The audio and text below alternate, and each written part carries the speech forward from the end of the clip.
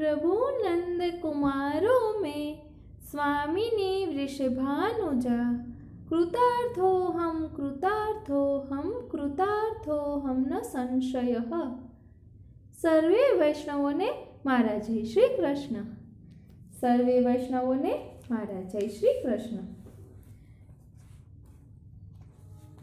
શયન દર્શનની ભાવનાનો પહેલો પાઠ આપણે હમણાં જોયો હતો। હવે યશોદાજી કઈ રીતે લડાવે છે શયન ભોગ, ઠાકોરજીને કઈ રીતે આરોગ આવે છે તેની ભાવના આપણે આ બીજા પાઠમાં જોવાની છે।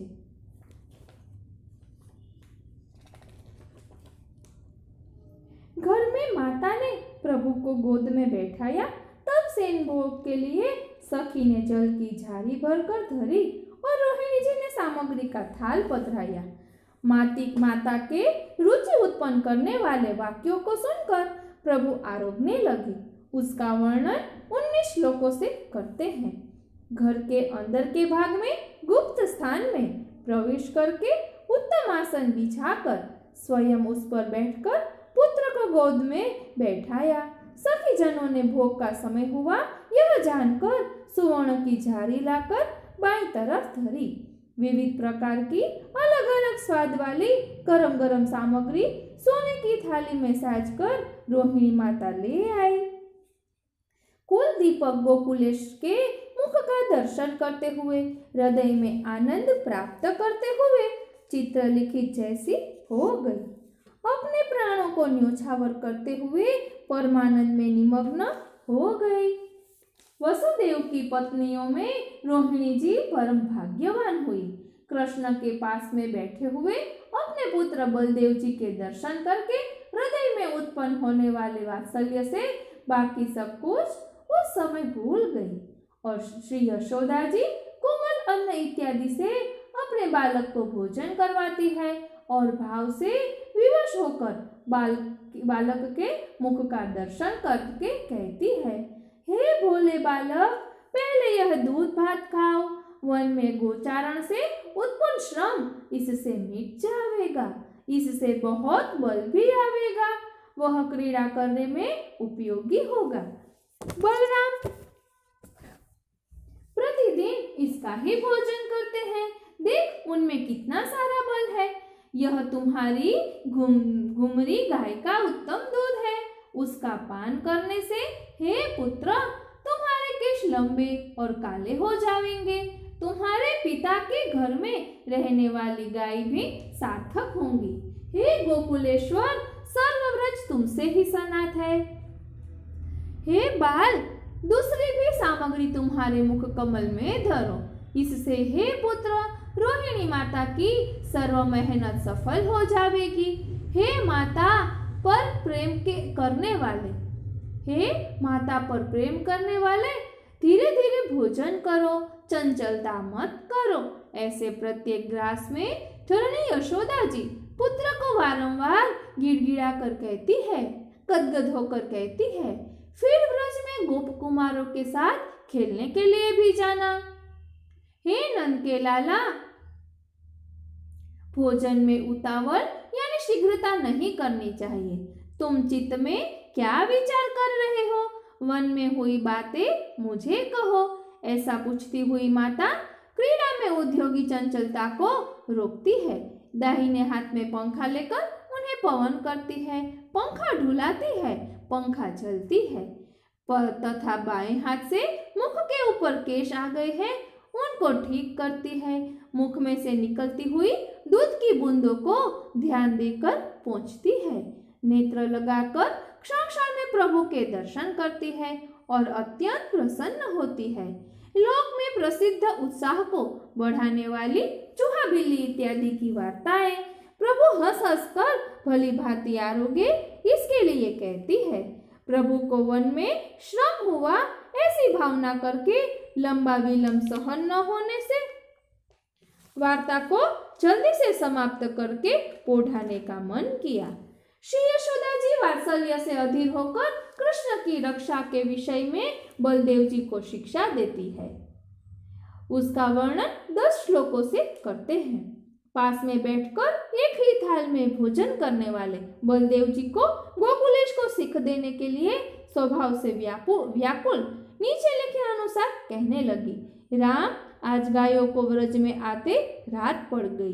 कृष्ण जंगल में रहे तो सभी तरफ से मुझे भय लगता है।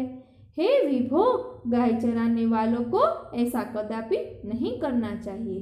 तू बड़ा है, बल में श्रेष्ठ है और गुणों से व्रज को सुख देने वाला है। गर्गाचार्य के कहे अनुसार तू संकर्षण है, रोहिणी पुत्र है, वसुदेव जी का पुत्र है। क्षत्रिय धर्म शूरवीरता तुम में है। यह कृष्ण बालक है, बहुत भोला है, अत्यंत कोमल है और एक दो अंक भी गिनना नहीं जानते हैं। अब तक मेरे पास रहकर माखन मांगता है, मैं पूछूं उसका उत्तर कभी नहीं देता है। वह तो सबको समान मानता है, शत्रु मित्र का भेद भी नहीं समझता है। वह जगदीश्वर किसी का कपट भी नहीं जानता है।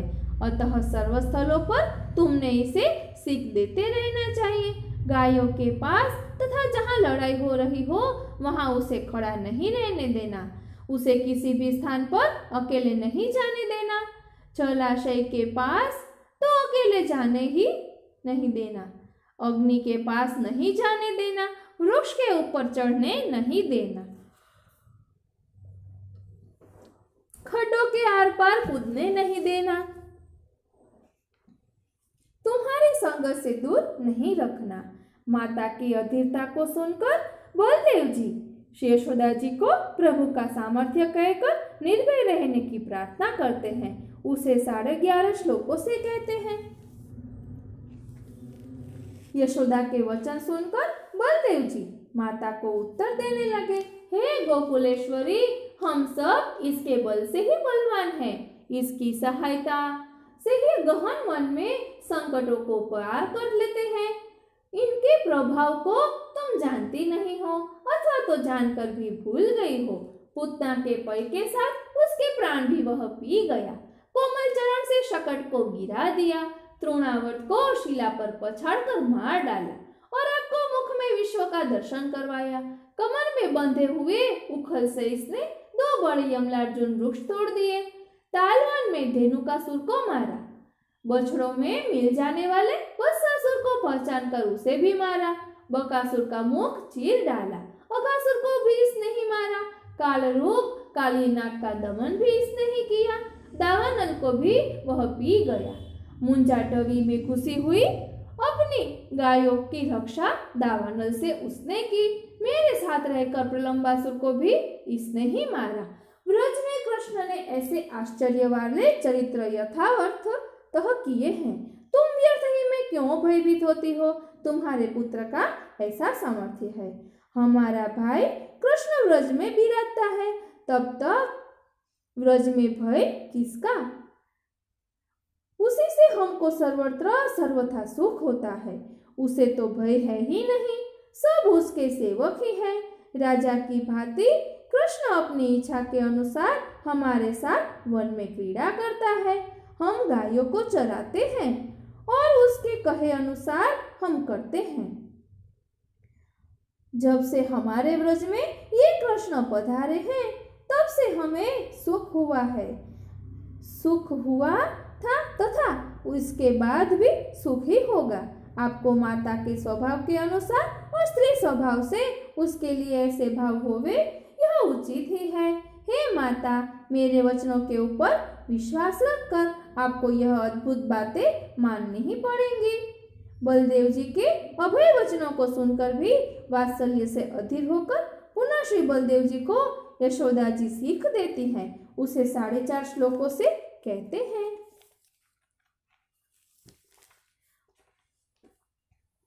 श्री जी बाबा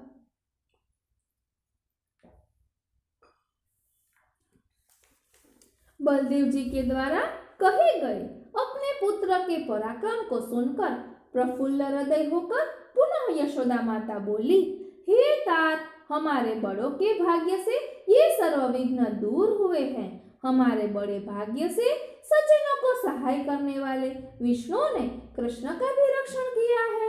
हे तात, कंस के हम पर द्वेष के कारण लोग हमारे शत्रु हो गए हैं। जितने हमारे शत्रु हैं उतने हमारे तुम्हारे सिर पर बाल भी नहीं है। इस कारण से फिर जब तुम गाय चराने जाते हो तब मेरे हृदय में हमेशा मुझे डर बना रहता है। कभी भी साहस मत करना गायों को समीप में ही चराना, अथवा तो तुम्हारे साथ अस्त्र शस्त्र वाले बड़े गोपों को ले जाना। प्रभु भोजन करके उठ गए। तब माता ने समझाकर पास बैठाया, पुनः भोजन करवाया। फिर से अंग धोकर पहुंचकर माता ने बीड़ी आरोपकर अपना चरवित प्रभु को दिया। उसे 7.5 श्लोकों से कहते हैं। ऐसे दोनों जने बात कर रहे थे। इतने में कृष्ण भोजन करते हुए एकदम उठ गए। तब यशोदा ने कहा कि हे चंचल बालक, तुमने क्या खाया? हे कमल नयन, बातों में ही समय व्यर्थ समाप्त कर दिया। हे सूत, भोजन का थाल तो पहले जैसा था वैसा ही भरा हुआ पड़ा है। हे सुंदर, खड़े रहो, यह कुछ उत्तम वस्तु है, उसे थोड़ी लो। ऐसी विनती करके भगवान को पुनः आरोगने के लिए बैठाए। कुछ आरोप कर पुनः प्रभु जल्दी से उठे। माता ने उन्हें एक हाथ से पकड़ कर रखा। भगवान चरण में पहने हुए नूपुर बजाने लगे। उच्छिष्ट मुख वाले कृष्ण नंदराय जी के आंगन में आए। वहां बिछाए हुए बाजोट के ऊपर बैठ गए। अपना सर्व अंग धुलवाया। माता ने अपने उत्तम वस्त्रों से प्रभु का मुख पोंछ दिया। उत्तम तांबूल अपने मुख में रखकर उसका चर्वण करके फिर अपने पुत्र के मुख में देकर मुख कमल का चुंबन किया। रमणीय आसन पर श्री नंदराय जी के साथ बैठकर हरी भली भांति लाड लडवाते हुए सभी पान खाने लगे। निज मंदिर में सखीजन प्रभु के लिए शैया बिछाकर शयन में ऊंची सामग्री धरकर यशोदा जी को ज्ञात करती है। उसका वर्णन 6.5 श्लोकों से करते हैं। इतने में निज मंदिर में सखियों ने शैया बिछाई। वह दूध के फेन यानी झाग जैसी स्वच्छ शोभायमान और सुवर्ण जिसके अंदर स्थान स्थान पर पूरित किया गया है, ऐसे हाथी दांत के बनाई हुई तथा कस्तूरी, अगरू, बरास इत्यादि से सुगंधित की हुई थी। दोनों ओर स्वच्छ बीड़े और स्वच्छ जल के पात्र धरे थे और एक और पंखे इत्यादि उपयोगी वस्तुएं धरी थी। अत्यंत झीनी यानी बारीक चादरों की तथा रुई भरी हुई कोमल गादियों से बहुत ही कोमल करके उनके ऊपर सुवर्ण वाले रेशमी गुच्छ वाले शोभित तकिए दोनों ओर धरे। ऐसी शैया के ऊपर कस्तूरी भरी हुई थैली तथा बारीक झीनी चादर को सुगंधित करके धरी। अनेक पुष्पों से बनाई हुई माला से चारों ओर के कोनों को सुशोभित किया, अर्थात फूल की माला की कसे बांधी। इस प्रकार शैया और सामग्री साजकर जहाँ श्री यशोदा जी एवं श्री नंदराय जी श्री कृष्ण जी के साथ बैठे थे, वहां आकर सखी बोली, हे माता, अंतर्गृह में भली भांति शैया बिछाई है और उसकी बाजू में शयन के योग्य सर्व सामग्री धरी है। माता अधीर होकर सखी को पूछती है कि तेने क्या क्या सामग्री धरी है। सखी उसका जवाब देती है। फिर यशोदा जी प्रभु को पोढ़ाने के लिए जाती है। प्रभु को निद्रावश जानती है, परंतु आप स्वयं माता का मुख देखते हैं। यह सर्व प्रकार 7 श्लोकों से वर्णन करते हैं।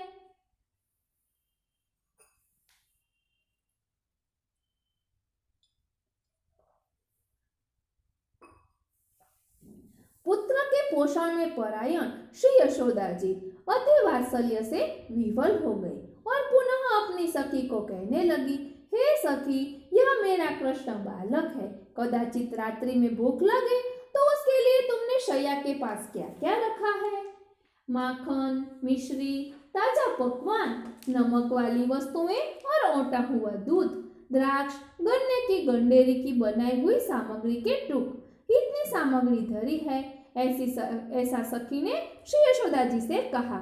यह सुनकर गोद में निद्रा में बंधे करे हुए नेत्रों वाले श्री कृष्ण को लेकर श्री यशोदा जी धीरे धीरे स्वयं